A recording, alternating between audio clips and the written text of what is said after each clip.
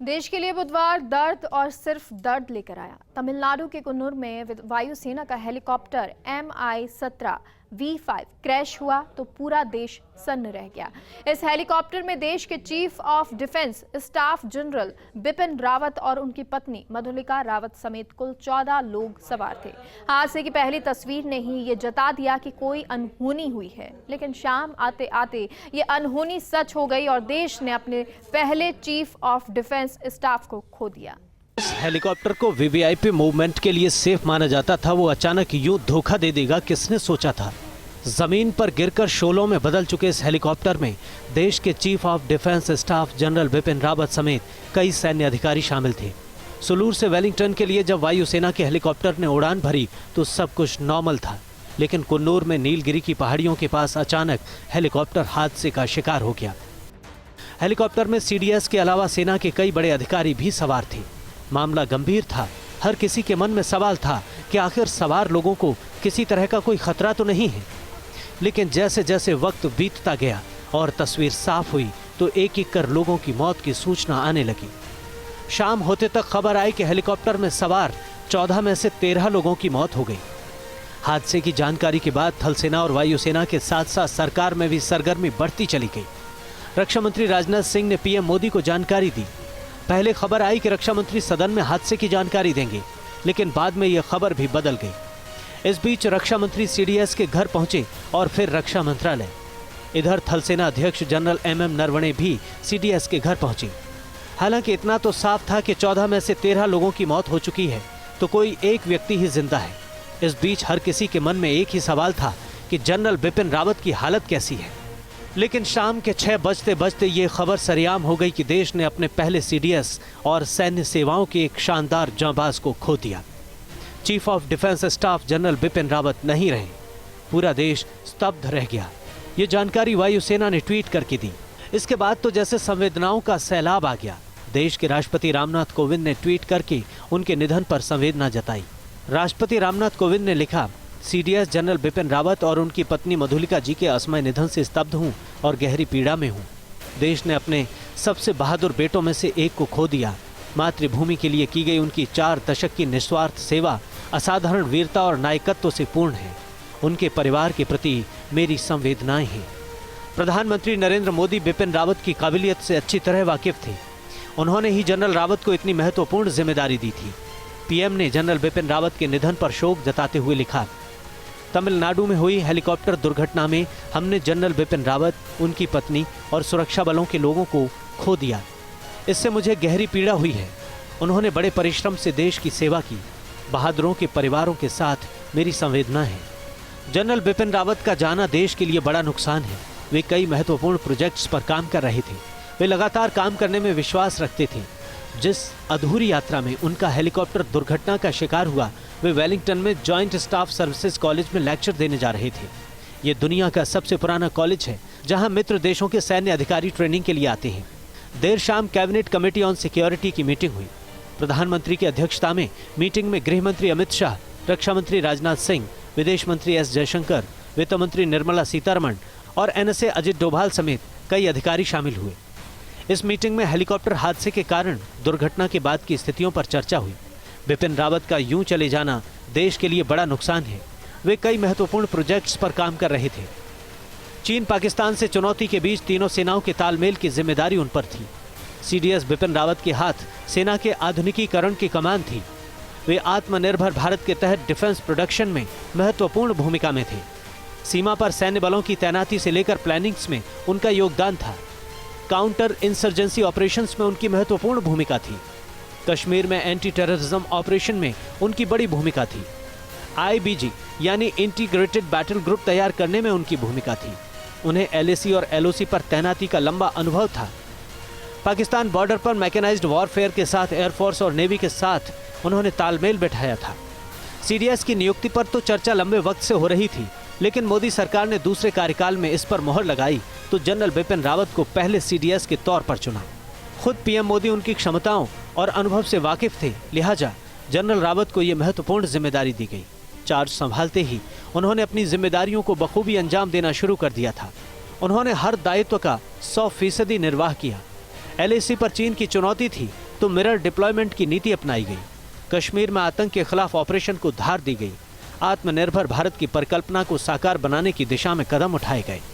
अभी तो सीडीएस के तौर पर उनके कार्यकाल का 1 साल बाकी था, लेकिन जनरल रावत का यूं अचानक चले जाना सभी को खल रहा है। फर्स्ट इंडिया न्यूज भी जनरल रावत को भावभीनी श्रद्धांजलि अर्पित करता है।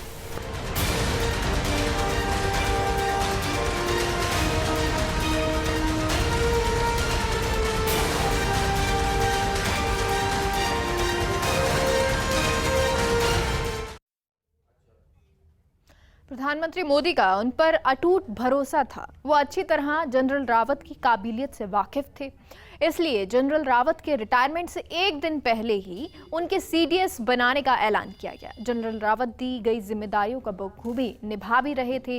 वे सेवा के आधुनिकीकरण और 3 सेनाओं के बीच बेहतर तालमेल बनाने पर फोकस्ड थे। इंटीग्रेटेड बैटल ग्रुप की बात हो या अलग अलग मोर्चों पर सेना की तैनाती, जनरल रावत महज 2 साल में ही दुश्मनों की आंख की किरकिरी बन गए थे। रिपोर्ट देखिए।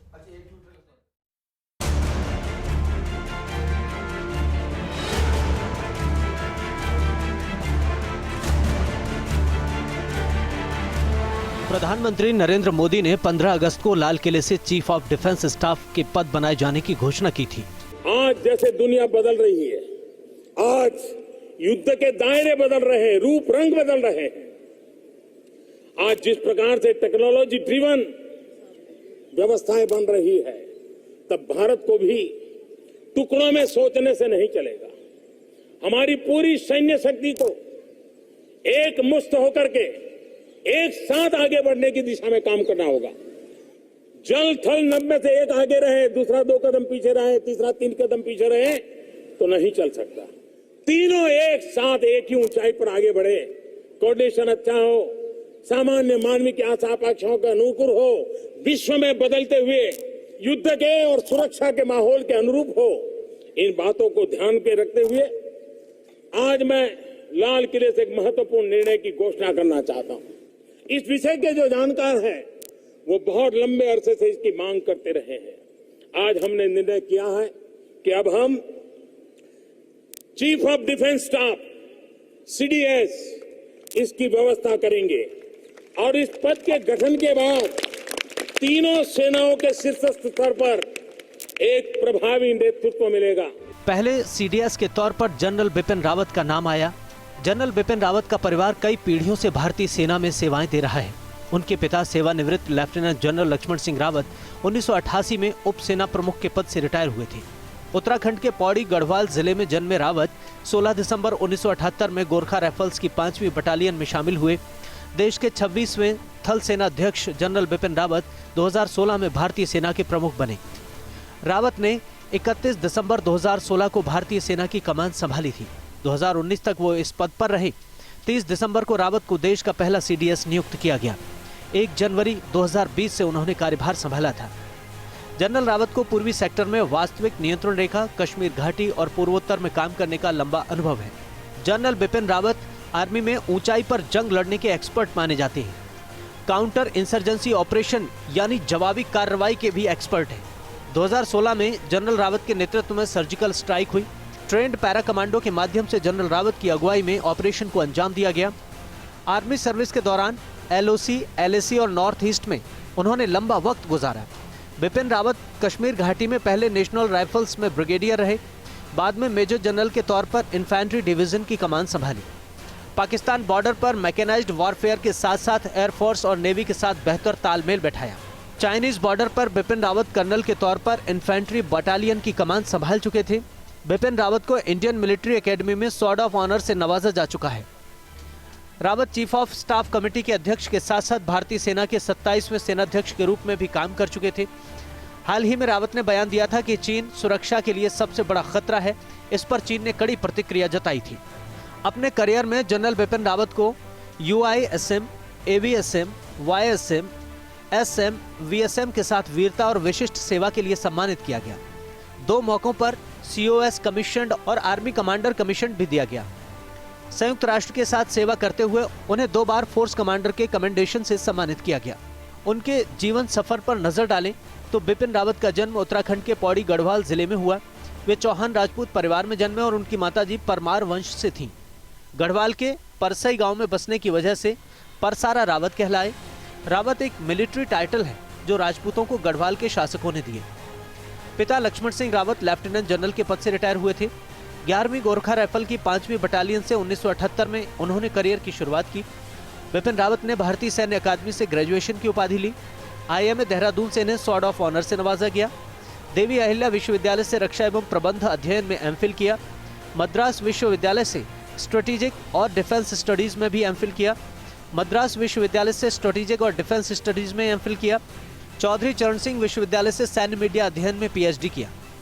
वैसे वीरता किसी पदक या सम्मान की मोहताज नहीं होती, लेकिन सम्मान वीरों के साथ साथ चलता है। जनरल बिपिन रावत को कई सैन्य सम्मानों से नवाजा गया था।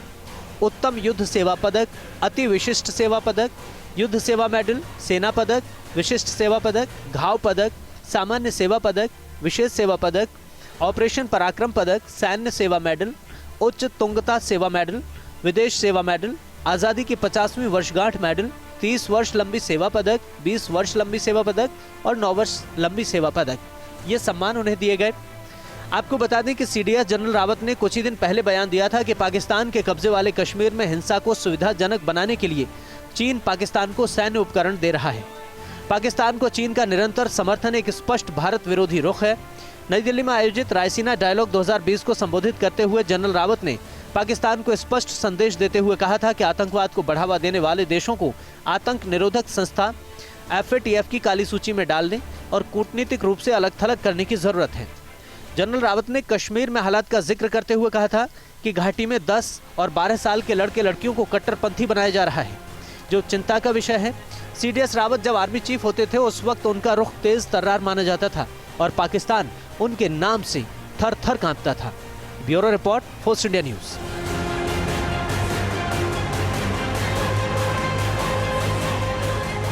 हैरानी इस बात की है कि जिस हेलीकॉप्टर को स्टेट ऑफ द आर्ट कहा जाता है, वो VVIP सॉर्टीज के लिए सबसे सेफ माना जाता है, वो हेलीकॉप्टर कैसे इतना बड़ा धोखा दे सकता है। इंडियन एयरफोर्स ने हादसे की जांच के आदेश दिए। हालांकि वायुसेना का ये एयरक्राफ्ट पहले भी 5 बार हादसे का शिकार हो चुका है। कब कब MI-17 से हादसे हुए और क्यों इसे दुनिया के सबसे सेफ हेलीकॉप्टर्स का दर्जा मिला है, इस रिपोर्ट में देखिए।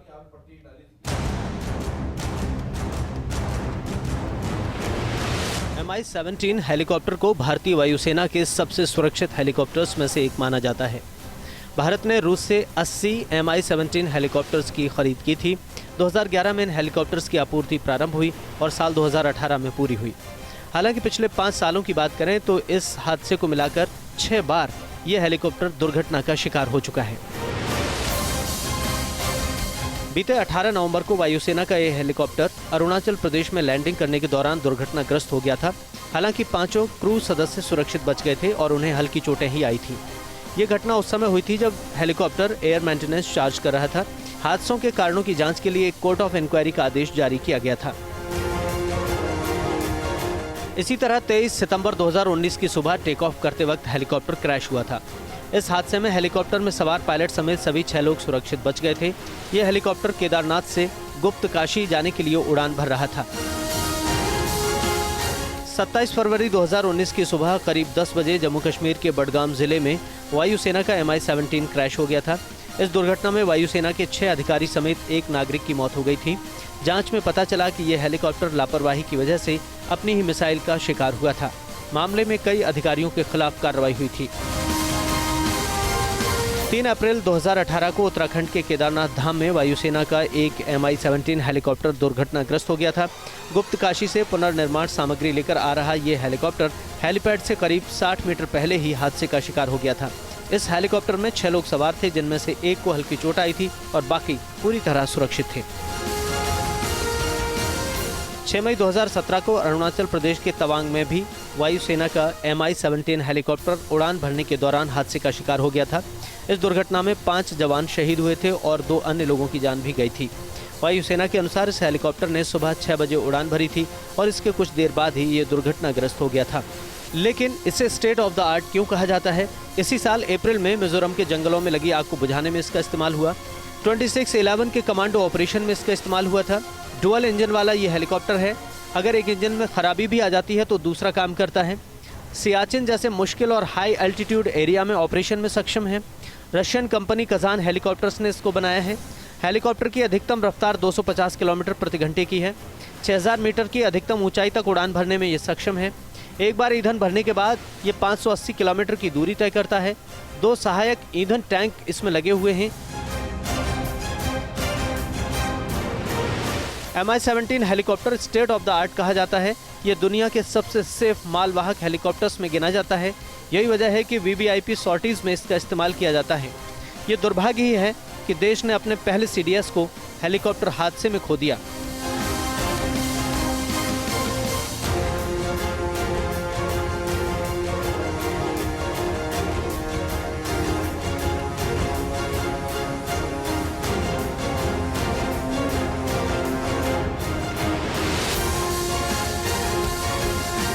जनरल बिपिन रावत की शहादत को देश कभी नहीं भूल सकता। देश के जनरल के रूप में और CDS के रूप में उनके योगदान को कभी नहीं भूला जाएगा। Bureau report, first India news.